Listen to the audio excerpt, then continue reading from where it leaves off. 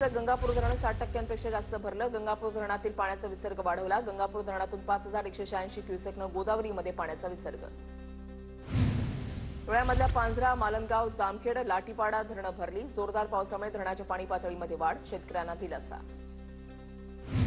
जळगाव शहरासह जिल्ह्याच्या अनेक भागामध्ये दुपारपासून पावसाचा जोर वाढला। शेतकऱ्यांना मोठा दिलासा। मुसळधार पावसानं जळगावातील रस्ते जलमय, महामार्गालगतच्या सखल भागामध्ये पाणी साचलं। वाशिम जिल्ह्यामध्ये जोरदार पाऊस। हवामान खात्याकडून 3 दिवस जिल्ह्यामध्ये मुसळधार पावसाचा इशारा। प्रशासनाकडून नागरिकांना सतर्कतेच्या सूचना।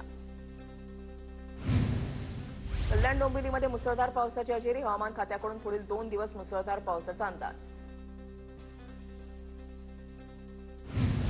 पालघर जिल्ह्यात मुसळधार पाऊस सुरू आहे। सूर्या प्रकल्पाच्या धामणी धरणाचे 5 दरवाजे उघडले। धामणी आणि कवडास धरणांमधून सूर्या नदीमध्ये 40,000 क्युसेकनं पाण्याचा विसर्ग सुरू। सूर्या नदीच्या पाणी पातळीमध्ये मोठी वाढ। नदीकाठावरील गावांना सतर्कतेचा इशारा।